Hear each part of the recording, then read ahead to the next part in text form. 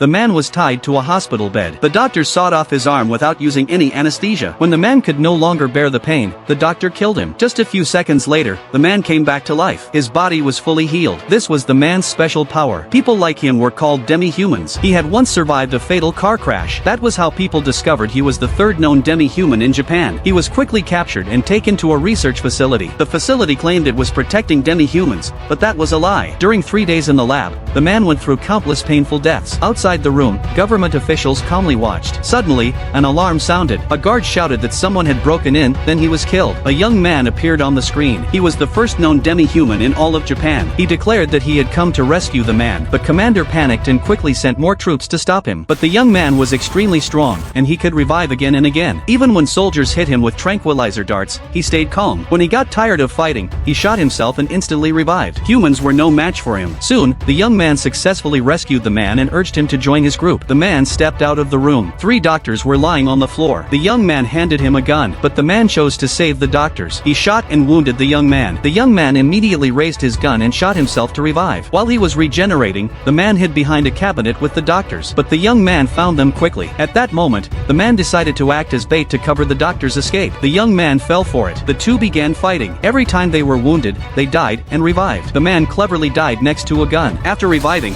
he grabbed it and shot the young man. He ran again while the young man was regenerating, but the young man was too fast and quickly caught up. Then something shocking happened. The man froze in disbelief. The young man said that every demi-human had a ghost. The man immediately summoned his own. While the ghosts fought, the man tried to escape, but his ghost was soon destroyed. The young man caught up with him again. Black smoke rose from the man's body. He summoned a second ghost. The young man was stunned. The ghost stabbed through his body, but it was also destroyed by the other ghost. The man escaped again. By the time the young man broke free and chased after him, the man was already far away. The young man did not continue chasing. He went downstairs to meet his teammate, a man in a wheelchair, who was also a demi-human. The young man told reporters that the government was using demi-humans as test subjects for profit. The man in the wheelchair had endured many years of suffering. The reporters were deeply shocked. None of them noticed the young man's mouth slowly curling into a smile.